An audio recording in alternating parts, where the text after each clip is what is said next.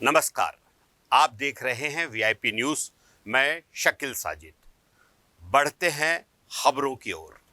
मुख्यमंत्री भूपेश बघेल ने कोंडागांव में 131 करोड़ 47 लाख रुपए के 140 कार्यों का लोकार्पण एवं भूमि पूजन किया। इसके अलावा मुख्यमंत्री की उपस्थिति में कोंडागांव जिला प्रशासन और नेचर स्केप के मध्य बांस से सामग्री बनाने, आर्टिजन रिसोर्स सेंटर का निर्माण करने और उपयोगी शिल्प वाली कलाकृतियों का प्रशिक्षण देने MOU हुआ। इसके साथ ही साथ सीएम ने हमर लैब का भी उद्घाटन किया। नहीं, पास पंप ले जाओ, आएंगे बेटा, थोड़ा सा लाइन से रहो मैडम।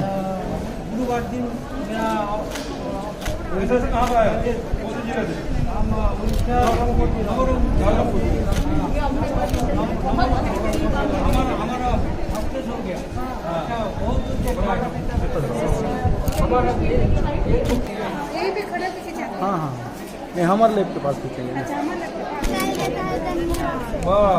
उधर देखो। जैन समाज के लोगों ने जैन समाज पर की गई अभद्र टिप्पणी के विरोध में प्रदर्शन किया।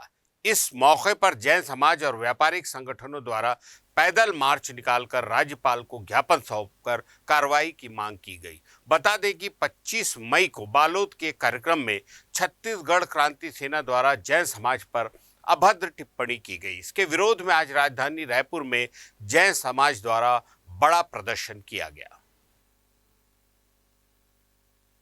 जैन साधु संतों के बारे में जो विरोध किया गया है, जो वाणी बोली गई है, उसके लिए हम लोग जा रहे हैं। कोई भी ये शब्द को सहन नहीं कर पाएगा।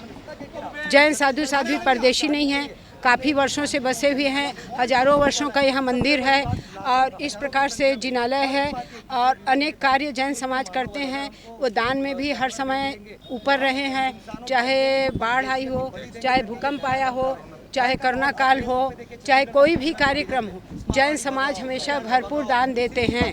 और इस प्रकार से भिखारी भी कहा गया, हम भिखारी नहीं हैं। हमें आदर मान सम्मान के साथ में जैन समाज अपने घर ले जाते हैं। हर आहार थोड़े से थोड़ा लेके आते हैं, कहीं से दाल, कहीं से फलका, कहीं से सब्जी। एक घर से भरपूर उठा के भी हम नहीं लाते हैं और हम तो किसी से कुछ मांग करते भी नहीं हैं, सिर्फ अहिंसा का प्रचार प्रसार करते हैं। देखिए, हिंदू समाज नहीं, जो ये घटना हो रही है छत्तीसगढ़ में, बालोद जिला में जो पाटेश्वर धाम है, जहाँ 1 मई को 25-26 बकरा भेड़ा काट के मंदिर में चढ़ाया गया, उसी घटना के विरोध में जैन संत श्री विनय सागर जी भोपाल से उनका ही वीडियो आया था।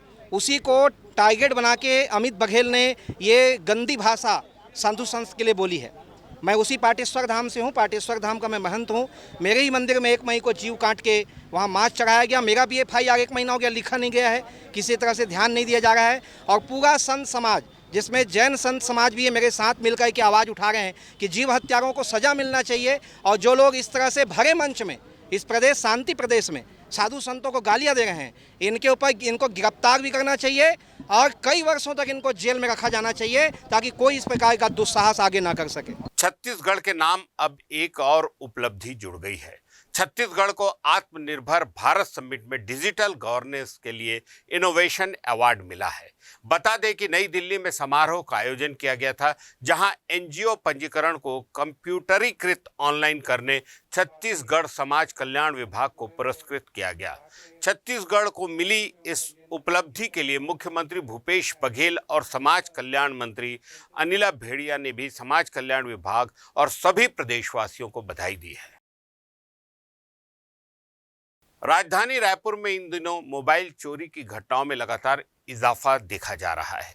अलग अलग थाना क्षेत्रों में रोज ही मोबाइल चोरी की शिकायतें दर्ज कराई जा रही है। इसी बीच खमतराई थाना क्षेत्र स्थित केंद्रीय विद्यालय में भी 7 से 8 बच्चों के मोबाइल चोरी होने का मामला सामने आया है। दरअसल केंद्रीय विद्यालय में आज 12वीं के छात्र छात्राओं की परीक्षा चल रही थी, जिसके चलते सभी बच्चों ने अपने मोबाइल फोन पार्किंग में खड़े वाहनों में रख दिए थे। इसी दौरान अज्ञात आरोपी द्वारा गाड़ियों की डिक्की तोड़कर 8 से 10 फोन की चोरी कर ली गई है। मामले में पीड़ित छात्र और उनके परिजनों द्वारा खमतराई थाने में शिकायत दर्ज कराई गई है। रायपुर ग्रामीण ASP कीर्तन राठौर ने मामले की पुष्टि की और बताया कि शिकायत दर्ज कर ली गई है और आरोपियों की तलाश की जा रही है। आज खमतराई थाना क्षेत्र अंतर्गत जो सेंट्रल स्कूल स्थित है उसमें कक्षा 12वीं के बच्चों का एग्जाम था। इसके दौरान बच्चे लोग जो गाड़ियों में आए थे मोटरसाइकिल दोपहिया वाहन में और पार्किंग में खड़े किए थे। इस दौरान अज्ञात आरोपियों द्वारा लगभग 4 मोटरसाइकिल के जो डिग्गे हैं उसको तोड़ करके उसमें 7-8 मोबाइल जो रखे हुए थे बच्चे लोग उनको चोरी करके ले गए थे। जिसकी सूचना दिए जाने पर वो तत्काल थाना प्रभारी के द्वारा घटनास्थल पर उपस्थित होकर के आसपास के एरिया में मौका का मुआयना किया जा रहा है और प्रकरण में प्रार्थियों के द्वारा रिपोर्ट किए जाने पर अज्ञात आरोपियों के विरुद्ध में अपराध पंजीबद्ध किया गया है। तो उक्त प्रकरण में साइबर टीम और क्राइम ब्रांच की टीम भी संयुक्त रूप से जो अज्ञात आरोपी उसकी पतासाजी की जा रही है। शीघ्र ही जो आरोपी उनको गिरफ्तार कर लिया जाएगा। राजधानी रायपुर में नारकोटिक्स सेल का गठन किए जाने के बाद से ही शहर में अवैध नशे के खिलाफ बड़ी कार्रवाइयां की गई है। गांजे की छोटी बड़ी खेप के साथ क्विंटल भर से अधिक गांजे की खेप भी पुलिस ने जब्त की है, तो वहीं लाखों रुपयों के ब्राउन शुगर की बरामदगी भी की गई है। बता दें कि सेल के गठन से लेकर अब तक कुल 14 कार्रवाई की गई है, जिसमें करोड़ों रुपयों के नशीले पदार्थ पुलिस ने जब्त किए हैं, तो वहीं 40 से भी अधिक आरोपियों को गिरफ्तार किया गया है। जानकारी देते हुए रायपुर शहर एएसपी तारकेश्वर पटेल ने बताया कि नारकोटिक्स सेल के गठन के बाद से लगातार कार्रवाई की जा रही है। करोड़ों के नशीले पदार्थ पुलिस ने जब्त किए। उन्होंने बताया कि ये कार्रवाई आगे निरंतर जारी रहेगी। देखिए, जिले में नारकोटिक सेल का गठन किया गया है। उसके गठन के बाद से 14 कार्रवाइयाँ 14 प्रकरण किए हैं। इसमें गांजा और अन्य नशीले सामान जब्त किए गए हैं। उसमें 39 आरोपियों को गिरफ्तार किया गया है। लगभग 1 करोड़ रुपए से के आसपास का मसरूका इसमें जब्त किया गया है और ये कार्रवाई अभी लगातार जारी रहेगी। हाँ, वही तो अलग अलग नारकोटिक सेल के गठन के बाद से इसमें लगातार कार्रवाई की जा रही है। जहाँ पर भी सूचना मिलती है हम लगातार इसमें कार्रवाई कर रहे हैं। कवर्धा जिले में एक पटवारी का दफ्तर बना अय्याशी का अड्डा। सोशल मीडिया में पटवारी महोदय का वीडियो खूब वायरल हो रहा है, जिसमें वे अपने कार्यालय में सिगरेट पीते और जाम छलकाते नजर आ रहे हैं। जानकारी के मुताबिक ये वीडियो लोहारा ब्लॉक के वीरेंद्र नगर में पदस्थ हल्का नंबर 27 के पटवारी योगेश मिश्रा का है, जो अपने ही कार्यालय को शराब खाना बनाए हुए हैं। हालांकि इस वीडियो की पुष्टि वीआईपी न्यूज नहीं करता।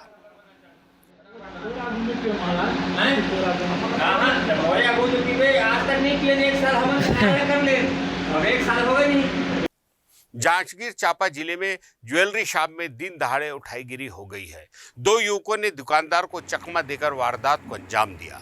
ज्वेलरी खरीदने के बहाने युवक दुकान पहुंचे थे। मामला सक्ती के महामाया चौक स्थित धनराज ज्वेलर्स की है। घटना के बाद जेवरात लेकर आरोपी फरार हो गए हैं। जांच में जुटी पुलिस।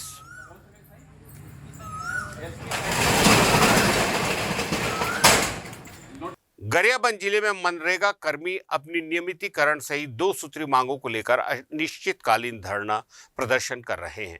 आज धरना प्रदर्शन का 55वां दिन है, जहां जिले के 5 ब्लॉक से कर्मचारी पहुंचे हैं।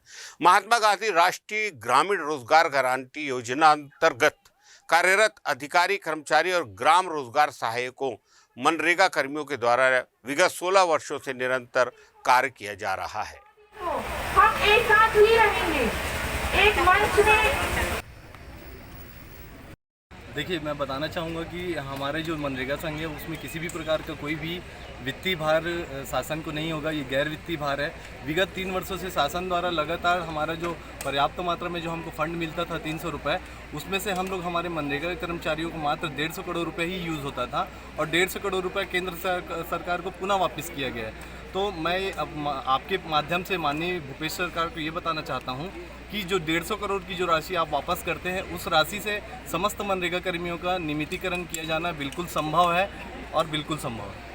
सरगुजा जिले में लंबे समय तक राजस्व निरीक्षक की जिम्मेदारी संभाल रहे 5 राजस्व निरीक्षकों को नायब तहसीलदार के रूप में पदोन्नति मिली है, जिसके बाद अब ये नायब तहसीलदार के रूप में अपनी सेवाएं देंगे।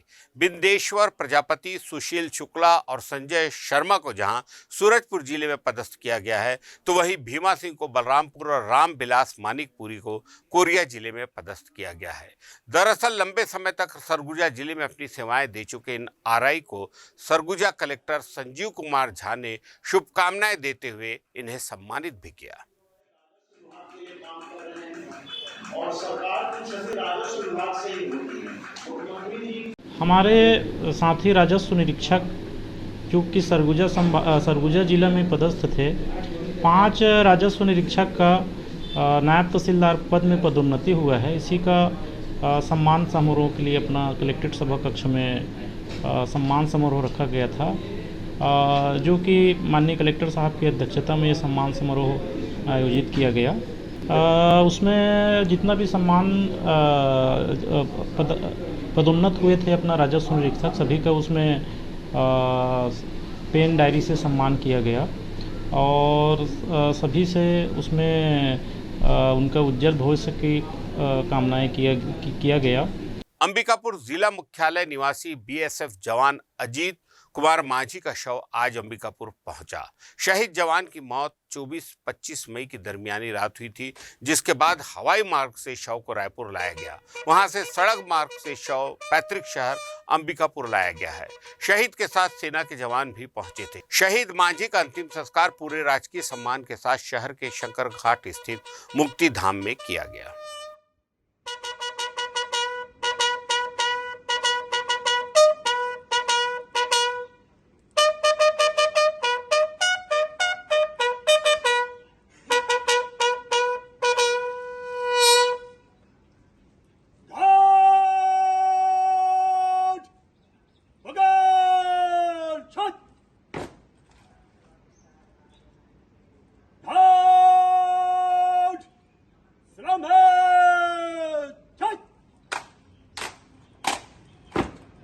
बेमेतरा जिले के बेरला ब्लॉक पर कई सालों से जमीन मालिक अपनी जमीन को खोजने में लगे हैं।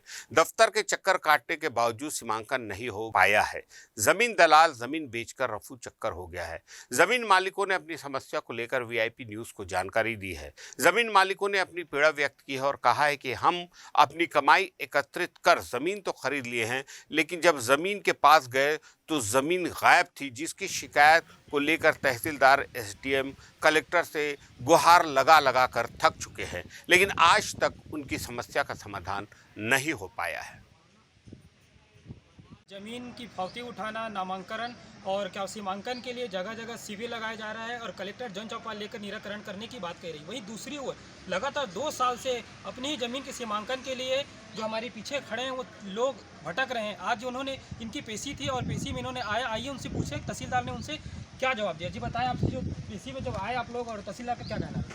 तहसीलदार का कहना है कि आपका उसमें तो कोई ज़मीन ही नहीं दिखा रहा, सीमांकन के ये में ऐसा करके बोल रहे हैं। आप लोग ने रजिस्ट्री करवाया था ज़मीन का? हाँ, रजिस्ट्री कितने लोगों की रजिस्ट्री हुई थी? आप 15-20 जने लोगों का रजिस्ट्री हुआ है। और अभी कितने साल से आप लोग घूम रहे हैं? अभी 2.5-3 साल हो गया। क्या कहना है अधिकारियों का? अधिकारियों का कहना वही है कि आपका कोई ज़मीन ही नहीं है इसमें। आप सीधी तस्वीर पर देख सकते हैं, एक और रजिस्ट्री हो रही है। रजिस्ट्री होने से पहले गवाहों की ज़रूरत पड़ती है, रजिस्ट्री होने से पहले पटवारी के प्रतिवेदन की ज़रूरत पड़ती है, रजिस्ट्री होने से पहले स्टाम्प खरीदा जाता है। उसके बाद में सीधे तहसीलदार का कहना है कि यहाँ पर जो ज़मीन है ज़मीन नहीं है, मतलब रजिस्ट्री आपका सही नहीं है। और हमारे साथ और भी जो जुड़े हुए हैं जिनके पेशी थे उनसे भी जानने की कोशिश करते हैं। क्या बोले आप जब अंदर अधिकारी पास गए थे? मैंने तहसीलदार साहब से यही पूछा, बताया तहसीलदार साहब ने बताया कि आपका ज़मीन में सीमांकन हुआ है, सीमांकन का प्रकरण प्रमाण बता दिया जाएगा और बताया कि इसमें पटवारी ने लिख के दे दिया है कि इसमें कोई ज़मीन नहीं है। अगर आज की डेट में ज़मीन नहीं है तो आज से 9 साल 10 साल पहले कैसे उसी रिकॉर्ड में उसी 298 बटे जितने भी पटांकनधारी है उनका कैसे रिकॉर्ड हो गया और बिक्रीनामा कैसे हो गया? जैसे कि आप बता रहे हैं कि उसके लिए स्टाम्प खरीदा जाता है, पटवारी प्रतिवेदन किया जाता है, उसके बाद उसको पंजीयक के पास पंजीयन कराने के बाद फिर आरआई पटवारी के पास जाता है, तब तहसीलदार उसमें साइन करता है। तो उस समय कैसे साइन हो गया, मैं ये जानना चाहता हूँ। और पटवारी ने आज लिख के दिया है कि आज के समय में आप लोग का जगह नहीं है। तो 9 साल या 10 साल पहले जिन्होंने हमारे इतने भाई साहब जितने लोग हैं इनका ज़मीन कैसे आ गया और कैसे रजिस्ट्री हुआ? मैंने यही एक सवाल किया कि सर उस समय जिस पटवारी ने नकल खसरा नंबर दिया था तो उस समय ज़मीन आ गई, आज के डेट में ज़मीन कैसे नहीं है? तो इसके बाद मेरे को कोई जवाब नहीं मिला। बोला कि क्या बताए आपकी ज़मीन नहीं है, आप सिर्फ सीमांकन का रिपोर्ट ले लीजिए, बस यही लास्ट जवाब है। तो मैं ये चाहता हूँ कि प्रशासन जैसे भी है लेकिन किसी भी गरीब आदमी को तरसाया मत जाए, सही सही बताया जाए। आज आदमी एक एक पैसा जमा करके 5 डिसमिल 2 डिसमिल लेता है मेहनत की कमाई से, लेकिन उसको लास्ट में ये सुनना पड़ता है कि ये आपकी ज़मीन नहीं है। ऐसा करने से पहले जो प्लाटिंग करते हैं, प्लाटिंग करवाने वाले हैं, तो इसमें आरआई, पटवारी, तहसीलदार वहाँ का सीमांकन रिपोर्ट पहले मांगा जाए, तब आगे की कार्रवाई किया जाए। और किसी प्रकार का भी यहाँ कार्रवाई होता है उसका निष्पक्ष कार्रवाई होना चाहिए। तहसीलदार वहाँ का सीमांकन रिपोर्ट पहले मांगा जाए, तब आगे की कार्रवाई किया जाए।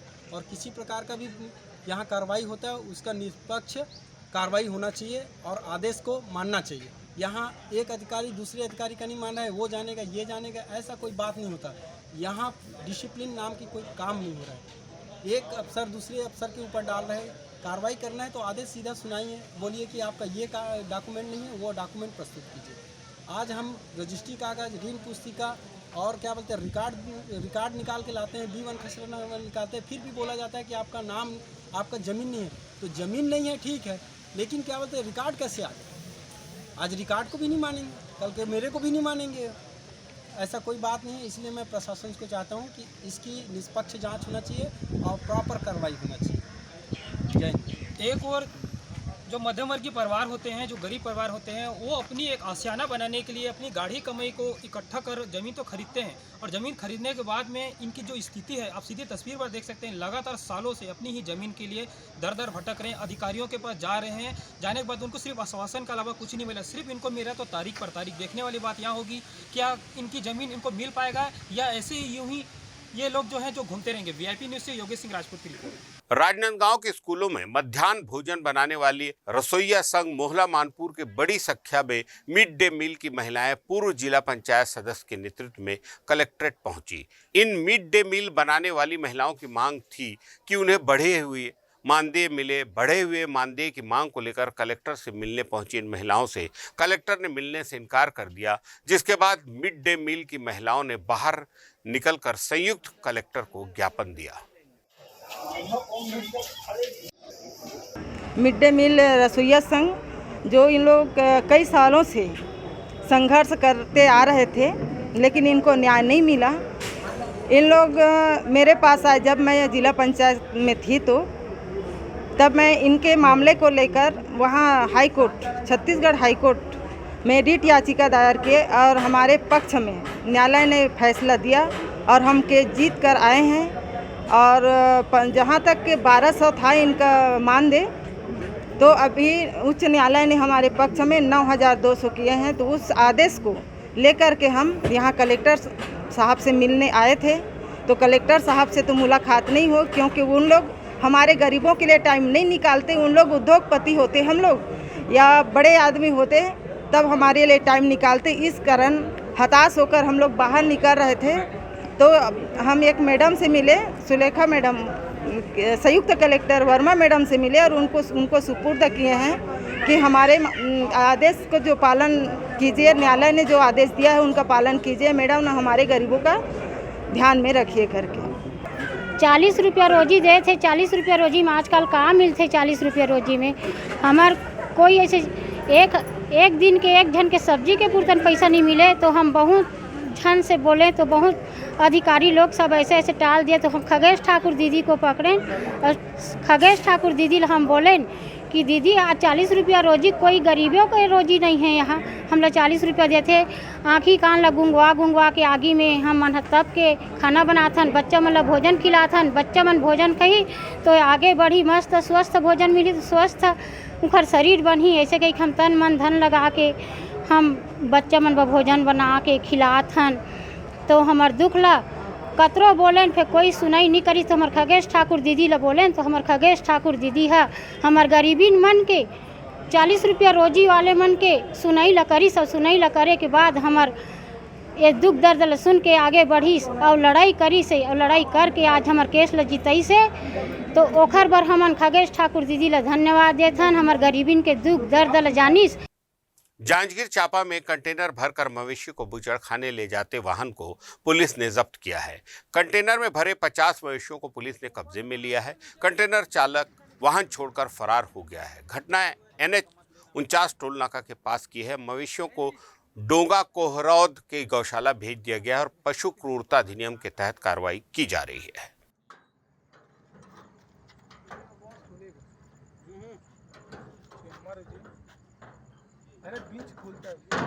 राजधानी रायपुर में इन दिनों अपराधियों के हौसले कुछ इस कदर बुलंद हो चले कि छोटी छोटी बातों पर भी चाकूबाजी और मारपीट जैसी घटनाओं को अंजाम दिया जा रहा है।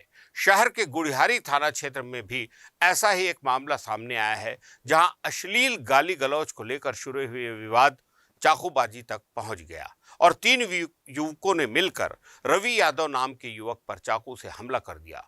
मामले की जानकारी होते ही पुलिस की कार्रवाई भी सामने आई है। गुड़ियारी पुलिस ने आरोपी ईश्वर, छगन और शुभम को गिरफ्तार कर लिया है। जानकारी देते हुए रायपुर एएसपी तारकेश्वर पटेल ने बताया कि मामले में शिकायत के बाद से ही आरोपी फरार थे, जिन्हें गिरफ्तार कर लिया गया है और आगे की कार्रवाई की जा रही है। देखिए, गुड़ियारी थाना क्षेत्र में मारपीट की घटना हुई थी। इसमें प्रार्थी ऑटो से अपने घर जा रहा था। 3 लोगों ने उसके साथ में मारपीट किया, चाकू से भी हमला किया था। इसमें अपराध पंजीबद्ध किया गया है और 3 आरोपियों को गिरफ्तार कर लिया गया है। गिरफ्तार करके न्यायिक परीक्षण में भेजा गया है।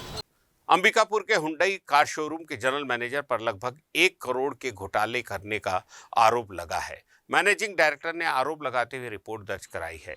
Krishna auto Riders private limited के मैनेजिंग डायरेक्टर ने अंबिकापुर के गांधीनगर थाने में लिखित रिपोर्ट दर्ज कराते हुए कहा है कि उनकी एक शाखा अंबिकापुर के मनेंद्रगढ़ रोड पर कृष्णा हुंडई के नाम से संचालित है, जिसके वरिष्ठ प्रबंधक दीपेश कुमार सिन्हा कंपनी की नई एवं पुरानी गाड़ियों की बिक्री की रकम कंपनी के खाते में न डालकर धोखाधड़ी करते हुए लगभग 94 लाख रुपए का गबन कर भाग गया है। गांधीनगर पुलिस अपराध पंजीबद्ध करते हुए मामले की जांच कर आरोपी की पत्तासाजी कर रही है। अंबिकापुर स्थित कृष्णा हुंडई, जिसके प्रोप्राइटर गौरव मोदी जी हैं, उनकी शिकायत पर एक एफआईआर गांधीनगर थाने में पंजीबद्ध किया गया था, जिसमें आईपीसी की धारा 420, 409, 467 के तहत अपराध पंजीबद्ध किया गया है। इनके जो इस हुंडई एजेंसी में काम करने वाले जो जीएम थे, उन्हीं के खिलाफ उन्होंने यह अपराध पंजीबद्ध कराया है, जिसमें आरोपी का नाम दीपेश सिन्हा है। इसमें हमारी जो है विवेचना जारी है। विवेचना के दौरान आए तथ्य साक्ष्यों के आधार पर इसमें अग्रिम कार्रवाई की जाएगी। उनका जो आरोप है वो लगभग 94 लाख रुपए का इसमें धोखाधड़ी का उनका आरोप है, जिसकी अभी विवेचना की जा रही है। अंबिकापुर में रेलवे टिकट की हेराफेरी करने वाले एक शख्स को रेलवे पुलिस ने शहर के ई सेवा केंद्र से गिरफ्तार किया है। आरोपी लंबे समय से टिकटों की हेराफेरी कर अधिक कीमत पर ग्राहकों को बेचा करता था। मिली जानकारी के अनुसार आकाश कुमार सिंह, जो कि साई रेजिडेंसी भगवानपुर में निवास करता है, जिसकी शिकायत रेलवे विभाग को लगातार मिल रही थी, वहीं शंका के आधार पर रेलवे प्रभारी निरीक्षक एस खलको और अपराध गुप्तचर शाखा के सीएस मिश्रा ने अपनी टीम के साथ अंबिकापुर के ई सेवा केंद्र में दबिश दी, जिससे आरोपी से कड़ाई से पूछताछ किया तो उसने अपना अपराध स्वीकार कर लिया।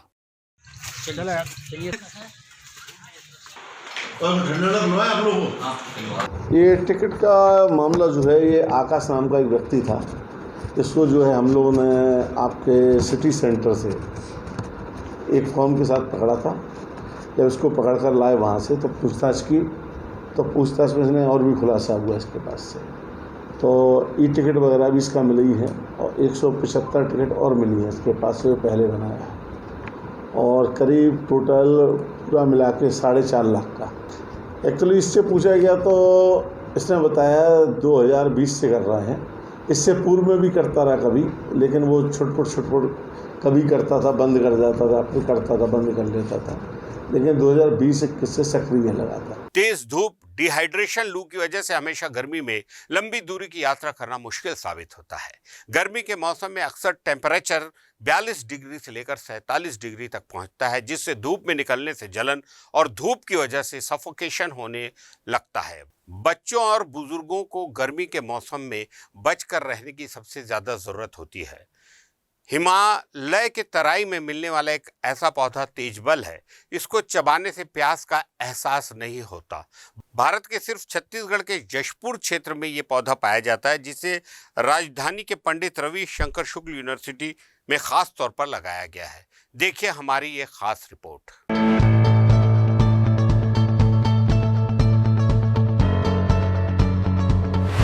पंडित रविशंकर शुक्ल यूनिवर्सिटी के बायोटेक्नोलॉजी डिपार्टमेंट में तेजबल पौधे को लगाया गया है। इस पौधे में कई तरह की खासियत पाई जाती है, जिस पर बायोटेक्नोलॉजी डिपार्टमेंट की छात्रों द्वारा रिसर्च किया जा रहा है। इस पौधे की सबसे बड़ी खासियत ये है कि इस पौधे की पत्तियों को चबाने से प्यास का एहसास नहीं होता है।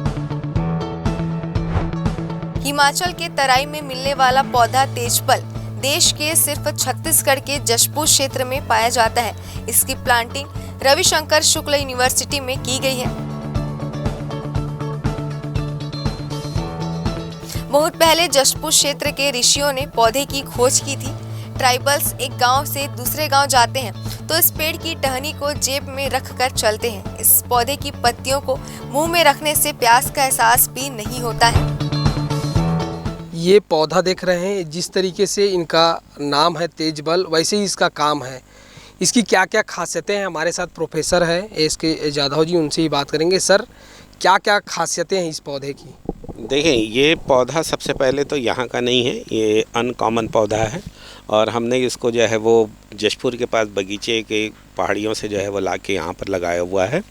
वहाँ पर ट्राइब्स में जो हमने इसके पता किया तो ये बताया गया है कि सबसे पहले इस पर जो है वो एक इसकी जो पत्तियाँ होती है इसको यदि जीभ में रखा जाता है और एक जगह से दूसरे जगह जब वो जाते हैं, जब एक गांव से दूसरे गांव जाते हैं तो वो ये कहते हैं कि हमको प्यास महसूस नहीं होती। तो ये एक पौधे की सबसे बड़ी विशेषता है।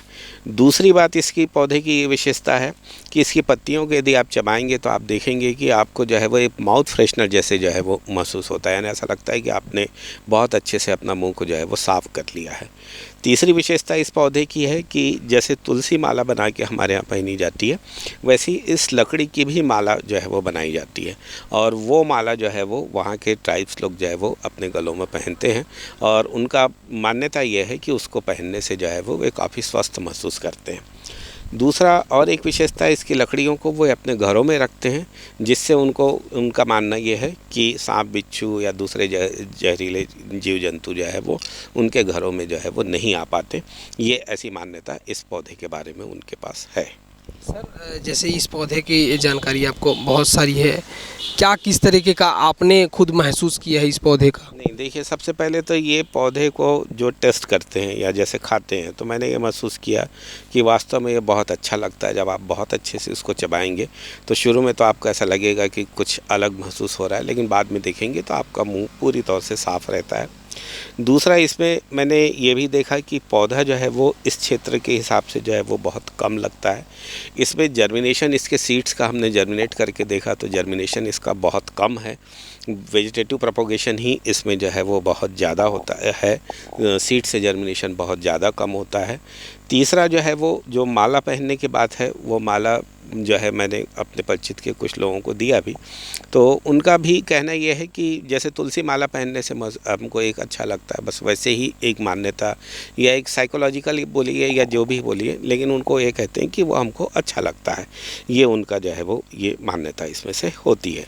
और मैंने इसका एक दूसरी चीज़ में और उपयोग करना शुरू किया है कि इसकी ग्रीन टी बहुत अच्छी बनती है। तो मैंने कई बार इसकी जो है वो ग्रीन टी बना के, जैसे हम लेमन ग्रास डाल देते हैं चाय में, उसकी जगह इसकी पत्तियों को डालते हैं तो हमको बहुत अच्छा टेस्ट जो है वो लगता है। सर, जैसे आम लोग जो है वो इस पौधे को लगाना चाहेंगे तो खास तौर पर छत्तीसगढ़ में कहाँ मिलता है और कैसे लगा सकते हैं सर? नहीं, ये पौधा एक तो आपको वहीं से लेना पड़ेगा कि कैलाश गुफा के जो नेचुरल फॉरेस्ट है वहीं पर लगा हुआ है ये पौधा। और मेरे पास भी मैंने जो है वो इसको लगाने की बहुत कोशिश किया तो बहुत कम मात्रा में जो है इस पौधे का प्रोपोगेशन होता है, इसलिए। लेकिन फिर भी जिनको चाहिए रहेगा तो उस एरिया में जो फॉरेस्ट नर्सरी होती है उन लोग अपने पास कुछ पौधे इकट्ठे करके या जर्मिनेट करके रखते हैं। कुछ लोग चाहें तो वहाँ से जाके जो है वो लगा सकते हैं। जो है तो आपने देखा कि जिस तरीके से तेजबल ख़ास तौर पर एक ऐसा पेड़ है जिनके पत्तियों से लू नहीं लगती उनके खाने से, और ख़ास तौर पर इनकी जो लकड़ियां हैं वो काफ़ी ताकतवर होती है। कैमरा पर्सन टिकेश्वर साहू के साथ मैं खोमन साहू, VIP न्यूज़, रायपुर। ताज़ा तरीन खबरों के लिए देखते रहिए VIP न्यूज़।